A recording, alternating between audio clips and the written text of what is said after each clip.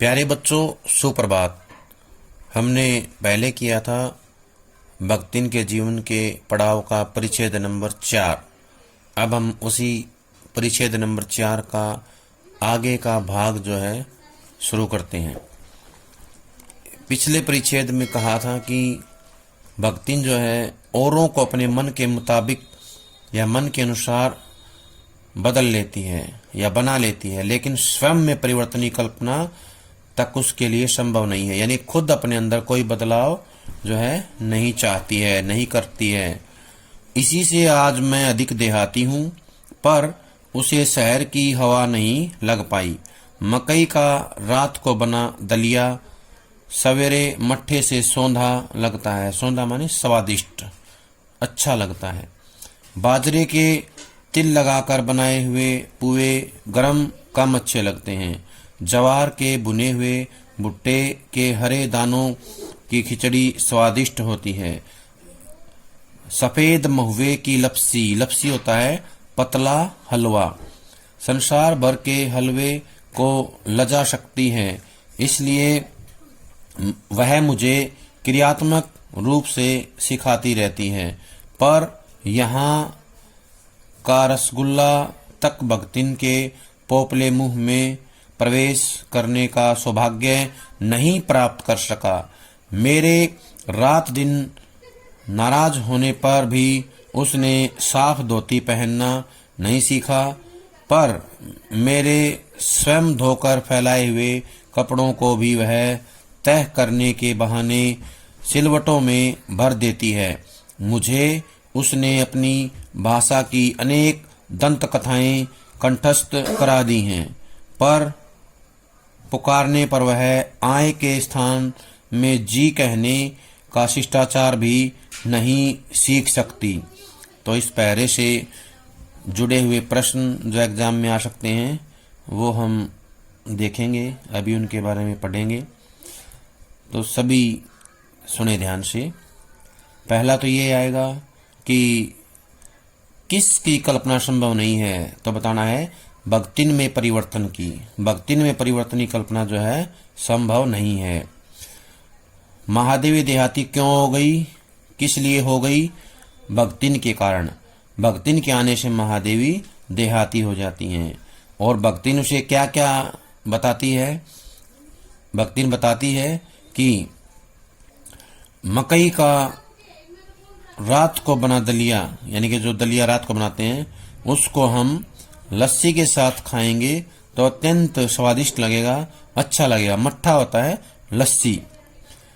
बाजरे को तिल लगाकर बनाए पुए गरम कम अच्छे लगते हैं, यानी कि जो गरम पुए हैं, यानी कि पुड़े जो है वो अच्छे ज़्यादा नहीं लगते हैं, ठंडे होने पे ज़्यादा अच्छे लगते हैं, ऐसा वो कहती है। जवार के बुने हुए भुट्टे, भुट्टा होता है मक्का, मक्का के जो हरे दाने होते हैं उनकी खिचड़ी भी जो है स्वादिष्ट लगती है, अच्छी लगती है। तो इसमें प्रश्न आएगा कि जवार के बुने हुए भुट्टे से या भुट्टे के हरे दानों से क्या बनाया उन्होंने? खिचड़ी बनाई। खिचड़ी किससे बनाई? जवार के बुने हुए भुट्टे के हरे दानों से, यानी कि जवार के जो दाने हैं उनसे बनाई थी, हरे दानों से। और दलिया किससे बनाया? मक्का से बनाया था। उसके बाद पूड़े किसके बनाए? बाजरे के तिल लगाकर पूड़े बनाए थे। इसके बाद अगला प्रश्न आ सकता है, हलवा किससे बनाया? सफेद महुए से। सफेद महुए की लपसी बनाई थी जो हलवे को भी लजा देती थी। तो हलवा किससे लजाता था? सफेद महुए की लपसी से। इसके बाद आएगा कि भक्तिन के मुंह में क्या प्रवेश नहीं कर पाया? रसगुल्ला। रसगुल्ला जो है भक्तिन के मुंह में प्रवेश नहीं कर पाया या सौभाग्य प्राप्त उसको नहीं हुआ। अगला प्रश्न आएगा, भक्तिन जो है महादेवी कपड़ों को सिलवटों में क्यों भर देती थी या कैसे भरती थी? उनको जो है समेटने के बहाने या उनको जो है अच्छा बनाने के बहाने जो है वह उन्हें जो है सिलवटों से भर देती थी। अगला प्रश्न आएगा, भक्तिन में किसका शिष्टाचार नहीं था आए के स्थान पर जी कहने का, यानी कि वो पुकारने पर आए कहती थी, जी का इस्तेमाल नहीं करती थी। ऐसा शिष्टाचार उसमें नहीं था। भक्तिन को क्या कंटस्थ था या कौन सी ऐसी थी जो याद थी बातें? दंत कथाएं। दंत कथाएं जो है उसको अनेकों दंत कथाएं याद थी और वो उन्होंने महादेवी को भी कंठस्थ करा दी। अगला पैरा है, भक्तिन अच्छी है यह कहना कठिन होगा क्योंकि उसमें दुर्गुणों का अभाव नहीं। वह सत्यवादी हरिश्चंद्र नहीं बन सकती, पर नरो व कुंजरो व कहने में भी विश्वास नहीं करती। मेरे इधर उधर पड़े पैसे रुपए भंडार घर की किसी मटकी में कैसे अंतर्हित हो जाते हैं, यह रहस्य भी भक्तिन जानती है। पर उस संबंध में किसी से या किसी के संकेत करते ही वह उसे शास्त्रार्थ के लिए चुनौती दे डालती है, जिसको स्वीकार कर लेना किसी तर्क शिरोमणि के लिए संभव नहीं। यह उसका अपना घर ठहरा। पैसा रुपया जो इधर उधर पड़ा देखा, संभाल कर रख लिया। यह क्या चोरी है? उसके जीवन का परम कर्तव्य मुझे प्रसन्न रखना है। जिस बात से मुझे क्रोध आ सकता है उसे बदल कर इधर उधर करके बताना क्या झूठ है? इतनी चोरी और इतना झूठ तो धर्मराज महाराज में भी होगा, नहीं तो वे भगवान जी को कैसे प्रसन्न रख सकते और संसार को कैसे चला सकते? तो इसमें बनने वाले प्रश्न देखें। प्रश्न आएगा, नरो व कुंजरो व किसके लिए कहा गया है? तो बताना है भक्तिन के लिए। ये बात किसने कही? तो बताना है ये बात महाभारत में युधिष्ठिर ने द्रोणाचार्य से कही थी। नरो व कुंजरो व का मतलब होता है कि नर है या कुंजर है। कुंजर मतलब हाथी।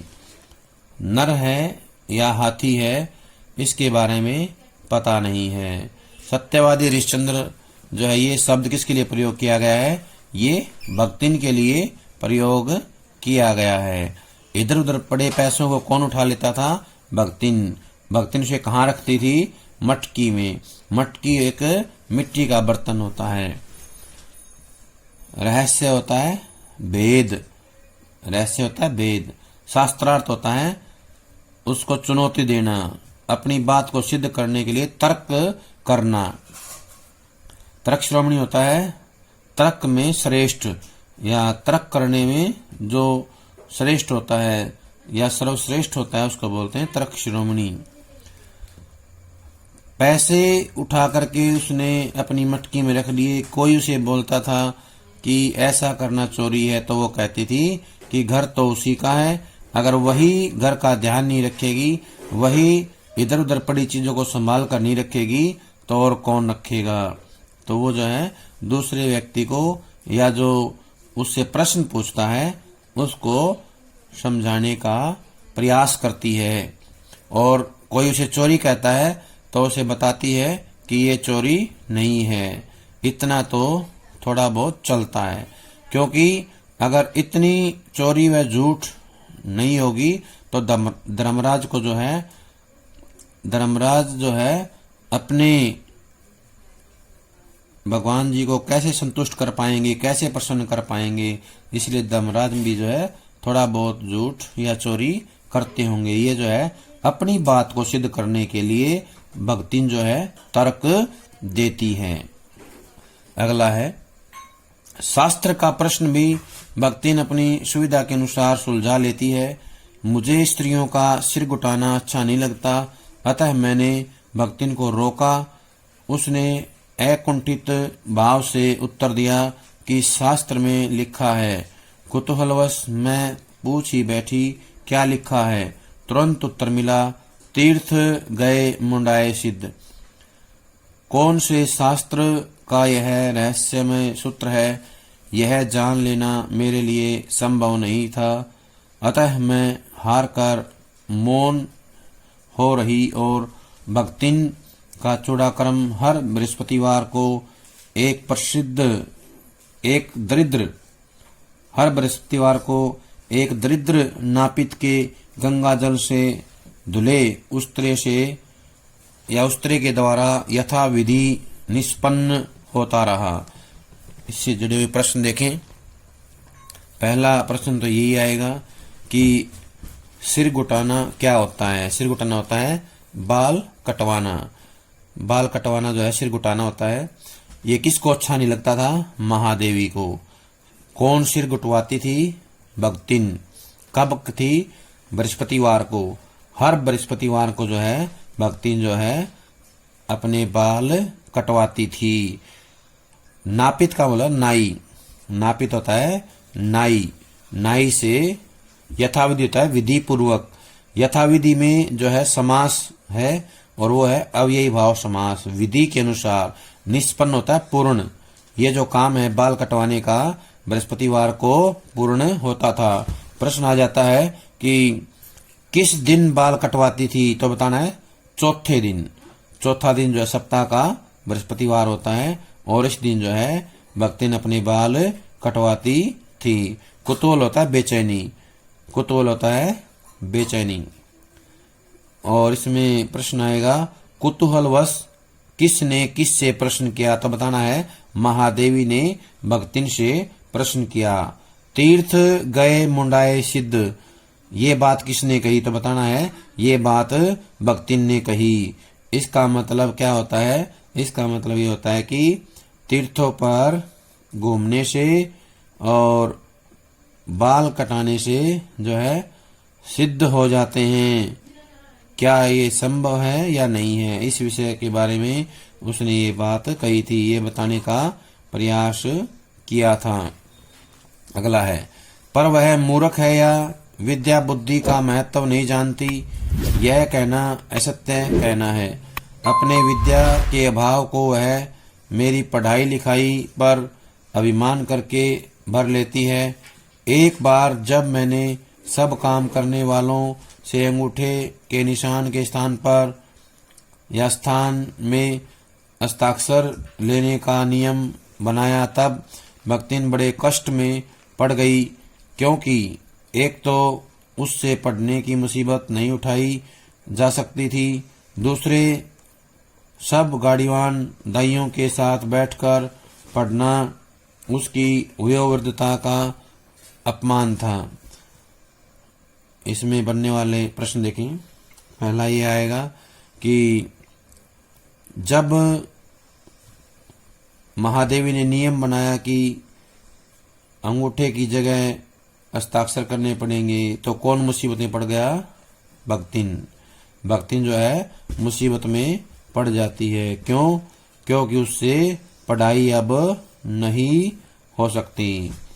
भक्तिन किस पर अभिमान करती थी? पढ़ाई लिखाई पर। महादेवी की पढ़ाई लिखाई पर जो है उसे बहुत अभिमान था। कहने का आशय है कि वो अपनी मालकिन पर या उनकी जो पढ़ाई लिखाई का काम है उस पर बहुत अभिमान करती थी। अगला प्रश्न आएगा कि उसे किसके साथ पढ़ना अच्छा नहीं लगता था? तो इसका उत्तर आएगा गाड़ीवान दाइयों के साथ, यानी कि उससे जो उम्र में थोड़ा छोटे हैं उनके साथ बैठकर पढ़ना जो है उसे अच्छा नहीं लगता था।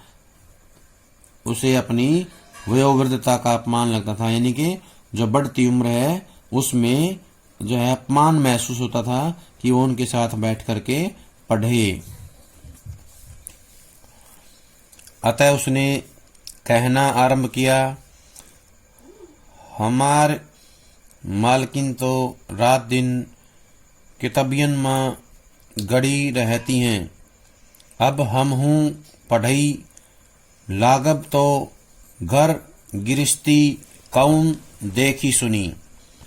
जब उस पर कोई ज़्यादा दबाव डालता है पढ़ने के लिए तो वो कहती है कि हमारी मालकिन की तरह, अगर हमारी मालकिन दिन रात किताबों में जो है गड़ी रहती है, यानी किताबें पढ़ती रहती है, वो कहती है कि मेरी मालकिन जो है किताबों में लगी रहती है, सारा दिन पढ़ती रहती है।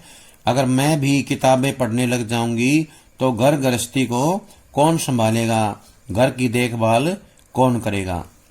पढ़ाने वाले और पढ़ने वाले दोनों पर इस तर्क का ऐसा प्रभाव पड़ा कि भक्तिन इंस्पेक्टर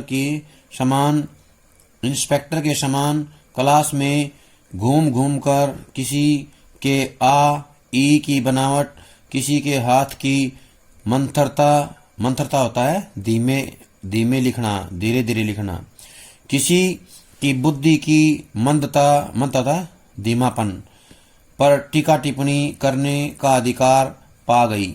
उसे तो अंगूठा निशानी देकर वेतन लेना नहीं होता, इसी से बिना पढ़े ही वह पढ़ने वालों की गुरु बन बैठी।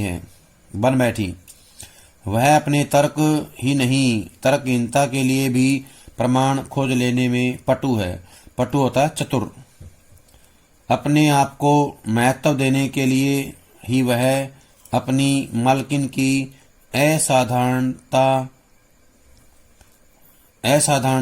मालकिन को असाधारणता देना चाहती है, पर इसके लिए भी प्रमाण की खोज ढूंढ आवश्यक हो उठती है। तो इससे जुड़े हुए प्रश्न जो बन सकते हैं वो ये आएंगे। पहला तो यही होगा कि अपनी मालकिन को पढ़ने में ही लगा रहने या दिखाने के लिए भक्तिन ने किस प्रकार की भाषा का या किस प्रकार की शब्दावली का प्रयोग किया है। तो बताना है भक्तिन ने आम बोलचाल की शब्दावली का इस्तेमाल किया है। इसके बाद आएगा भक्तिन बिना पढ़े ही पढ़े लिखों की गुरु कैसे बन जाती हैं। तो बताना है अपने तर्कों के आधार पर, अपने तर्कों से उनके ऊपर ऐसा प्रभाव डालती है कि वो जो है बिना पढ़े ही पढ़ने और पढ़ाने वालों की गुरु बन जाती हैं। कोई उसके सामने ज्यादा तर्क वितर्क नहीं करता है। भक्तिन किसकी तरह घूमती है, इंस्पेक्टर की तरह। इंस्पेक्टर की तरह जो है क्लासरूम में यानी कक्षा में घूमती है। भक्तिन क्लास में घूम घूम कर क्या देखती है, आ ई की बनावट यानी अक्षरों की, वह अक्षरों की बनावट देखती है और किसी की हाथ की मंथरता पर, किसी की बुद्धि की मंदता पर भी टीका टिप्पणी करती है। उसे तो अंगूठा निशानी देकर वेतन लेना नहीं होता, इसी से बिना पढ़े ही वह पढ़ने वालों की गुरु बन जाती है। कहने का आशय यह है कि भक्तिन जो है बिना पढ़े ही पढ़े लिखों की या पढ़ने वालों की गुरु बन जाती है। कारण ये होता है कि उसे उन आम प्रक्रियाओं से नहीं गुजरना होता जिनसे बाकी लोगों को गुजरना होता है। अगला है भक्तिन जो है तर्कहीनता के लिए क्या करती है, प्रमाण जुटाती है। तर्कहीनता के लिए प्रमाण जुटाती है। तर्क के लिए तो लेके आती है लेकिन तर्कहीनता के लिए भी प्रमाण ले आती है और इसमें वो बहुत ही पटु है। पटु माने चतुर। अपने आप को महत्व देने के लिए वो क्या करती है, अपनी मालकिन की को असाधारण बना देती है। अपनी मालकिन को असाधारण बना करके जो है अपने महत्व को और बढ़ा लेती हैं और इसके लिए वो कोई ना कोई प्रमाण खोज के ले आती हैं। जब एक बार मैं उत्तर पुस्तकों और चित्रों को लेकर व्यस्त थी तब भक्तिन सबसे कहती घूमी, ऊ विचरियऊ तो रात दिन काम माँ झुकी रहती हैं और तुम पचई घूमती फिरती हो, चलो तनिक हाथ बटाए लेऊ। सब जानते थे कि ऐसे कामों में हाथ नहीं बटाया जा सकता, अतः उन्होंने अपनी असमर्थता प्रकट कर भक्तिन से पिंड छुड़ाया। बस इसी प्रमाण के आधार पर उसकी सब प्रशंसा करते हैं या उसका वर्णन करते हैं, उसके बारे में बातें करते हैं। अब इससे जुड़े हुए प्रश्न आएंगे। किताबों में कौन लगा रहता है, तो बताना है किताबों में महादेवी लगी रहती है। खाली घूमते हुए लोगों को कौन कहता है सहायता करने के लिए? भक्तिन कहती है कि हमारी मालकिन जो है काम करती रहती है, सारा दिन किताबों में लगी रहती है और तुम लोग खाली घूमते रहते हो। जो लोग महादेवी से मिलने आते हैं या उसके पास काम करते हैं उनसे कहती है कि ओ बिचरी औ तव रात दिन काम में झुकी रहती है और तुम पचई घूमती फिरती, यानी कि तुम तो घूमती रहती हो और जो मालकिन है वो काम में लगी रहती है। चलो तनिक हाथ बटाई लेऊ, चलो हम जो है महादेवी की सहायता खुद ही कर लेते हैं। यानी कि भक्तिन जो है स्वयं महादेवी की सहायता करने के लिए कहती है। और बाकी लोग जानते हैं कि ऐसे कामों में जो है कोई सहायता नहीं करता, फिर भी जो है भक्तिन सहायता करने के लिए आती है। बाकी लोग असमर्थता प्रकट कर देते हैं क्योंकि लेखन कार्य जो है उसमें कोई सहायता नहीं कर सकता है। और इसी प्रमाण के आधार पर सब लोग उसकी प्रशंसा करते हैं, उसकी बराबरी कोई नहीं कर सकता। बस इसी प्रमाण के आधार पर अतिशयोक्तियां अमरबेल सी फैलने लगी। अतिशयोक्ति होता है अत्यधिक बढ़ा चढ़ाकर बात करने की जो आदत है। कहने का आशय है कि भक्तिन की जो बातें हैं, भक्तिन के जो विचार हैं, भक्तिन की जो भावनाएं हैं, वो जो है महादेवी के प्रति अत्यधिक बढ़ती जा रही थी। जिनकी लोग बातें करते थे, प्रशंसा करते थे, आपस में विचार विमर्श करते थे और वो सोचते थे कि जिस काम को कोई नहीं कर सकता उसे भक्तिन कैसे कर लेगी या कैसे कर पाएगी। उसकी मालकिन जैसा काम कोई जानता ही नहीं, इसी से तो बुलाने पर भी कोई हाथ बटाने की हिम्मत नहीं करता। कहने का आशय है कि जो महादेवी काम करती है उसके जैसा कोई काम नहीं जानता और वो ये ऐसा महसूस करती है कि महादेवी की सहायता कहने के बाद, बार बार कहने के बाद, बुलाने के बाद भी कोई नहीं कर सकता है, उसके काम में हाथ बटाने की हिम्मत नहीं करता है। लेकिन वो जो है खुद ही ये बीड़ा उठाती है, खुद ही जो ऐसा करने का प्रयास करती है कि वो जो है महादेवी की सहायता करेगी, पर वह स्वयं कोई सहायता न दे सकती। इसे मानना अपनी हीनता स्वीकार करना है।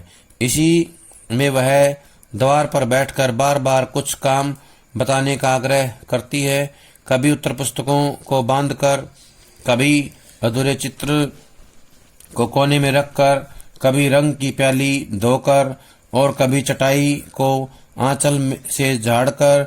वह जैसी का अन्य व्यक्तियों से अधिक बुद्धिमान होना प्रमाणित हो जाता है। वह जानती है कि जब दूसरे मेरा हाथ बटाने की कल्पना तक नहीं कर सकते तब वह सहायता की इच्छा को क्रियात्मक रूप देती है। इसी से मेरी किसी पुस्तक के प्रकाशित होने पर उसके मुख पर प्रसन्नता की आभा वैसे ही उद्भासित हो उठती है जैसे स्विच दबाने से बल्ब में छिपा आलोक।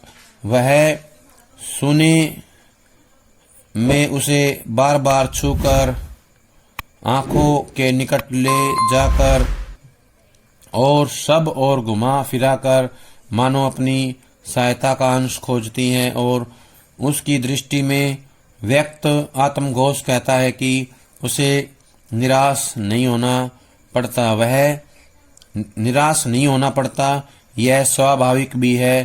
किसी चित्र को पूरा करने में व्यस्त मैं जब बार बार कहने पर भी भोजन करने के लिए नहीं उठती तब वह कभी दही का शरबत, कभी तुलसी की चाय वहीं देकर भूख का कष्ट नहीं सहने देती।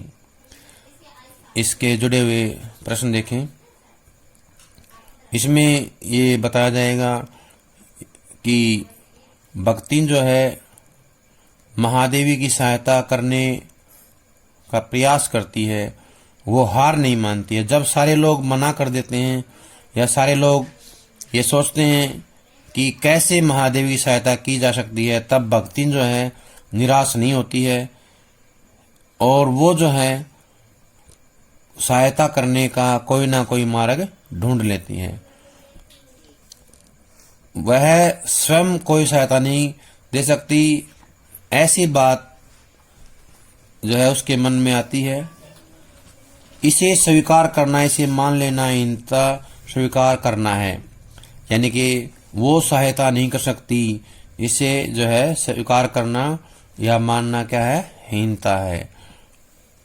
इसी से वह द्वार पर बैठकर बार बार कुछ काम बताने का आग्रह करती है, यानी कि वो जो है महादेवी से बार बार कोई काम पूछती है, कोई सहायता के लिए बार बार बात करती है, और वह जो है हार नहीं मानती है, कोई ना कोई उनकी सहायता करने का रास्ता ढूंढ लेती है।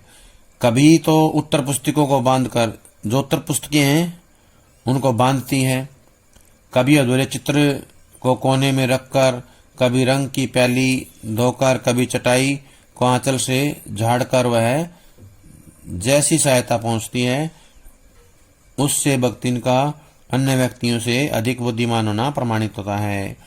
भक्तिन जो है अन्य लोगों से बुद्धिमान क्यों है? क्योंकि जब कोई भी महादेवी की सहायता करने में आगे नहीं आता है, तब जो है भक्तिन स्वयं सहायता करने का रास्ता ढूंढ लेती है, महादेव की सहायता करने के लिए जो है वो आगे आती हैं, अलग अलग प्रकार से सहायता करती हैं। कैसे करती है सहायता? किताबों को जो है झटकाकर, चित्रों को कोने में रखकर, रंग की प्याली को जो है धोकर, चटाई को आंचल से झाड़कर, उत्तर पुस्तकों को बांधकर, ये जो अलग अलग क्रियाएं करती है, काम करती है, उससे जो है महादेवी की वो सहायता करती है। उससे क्या पता लगता है कि भक्तिन जो है बुद्धिमान है। द्वार पर कौन बैठता है? भक्तिन बैठती है। भक्तिन जो है सहायता करती है ऐसे काम में जिसमें कोई हाथ बटाने की कल्पना भी नहीं कर सकता है, और भक्तिन जो है उसको क्रियात्मक रूप दे देती है सहायता करने को। जब महादेवी की पुस्तक कोई भी छपती है तो कौन खुश होता है? तो बताना है भक्तिन। भक्तिन जो है सबसे अधिक खुश होती है। तो उस पर कैसा प्रभाव पड़ता है? वैसा ही प्रभाव पड़ता है जैसे स्विच को दबाने से बल्ब में छिपा हुआ आलोक जो है दिखाई देता है, या उसका प्रभाव दिखाई देता है। आलोक होता है प्रकाश। बटन दबाते ही, स्विच दबाते में बटन दबाते ही जो है बल्ब का प्रकाश फैल जाता है, रोशनी फैल जाती है। ठीक वैसे ही किसी किताब के प्रकाशित होने पर महादेवी के मुख पर प्रसन्नता जो है फैल जाती है, या प्रसन्नता की चमक जो है देखने को मिलती है। अगला है भक्तिन क्या करती है? भक्तिन जो है महादेवी की जो प्रकाशित किताब है, नई प्रकाशित किताब है, उसको बार बार छूती है, आंखों के निकट ले जाती है, और सब और जो है घुमा फिरा करके जो है ऐसा एहसास दिलाती हैं कि वो जो है उनकी सहायता करती हैं, उनका जो है सहयोग करती हैं। और उसकी दृष्टि में व्यक्तात्म घोष कहता है कि उसे निराश नहीं होना पड़ता, वो बिल्कुल भी निराश नहीं होती। आत्म घोष होता है अपने अंदर की आवाज, अंदर की जो ध्वनि होती है उसको बोलते हैं आत्म घोष। यह स्वाभाविक भी है और ये अपने आप में जो है स्वयं होने वाली प्रक्रिया है। किसी चित्र को पूरा करने में व्यस्त, और जब महादेवी किसी चित्र को बनाती है, कोई काम में लग जाती है और बार बार कहने पर भोजन नहीं करती है, तो वो स्वयं जो है कभी दही का शरबत बना के लेके आती है महादेवी के लिए, कभी तुलसी की चाय बना करके लेके आती है। और वह ऐसा इसलिए करती है ताकि महादेवी को किसी प्रकार का कोई कष्ट न हो, कोई जो है भूख से, प्यास से परेशानी ना हो, इसलिए वह ऐसा करती है। प्रश्न आएगा कि शरबत किससे बनाया था? दही से। किसने बनाया था? भक्तिन ने। चाय किसकी बनाई थी? तुलसी की। ये जो है भक्तिन द्वारा किया गया क्रियाकलाप है। प्यारे बच्चों, ये था हमारे भक्तिन पाठ के, भक्तिन के जीवन का चौथे पड़ाव का जो है अगला पार्ट, जब तक आता है तब तक इसको याद कर लें, सुन लें ध्यान से। सभी का बहुत बहुत धन्यवाद।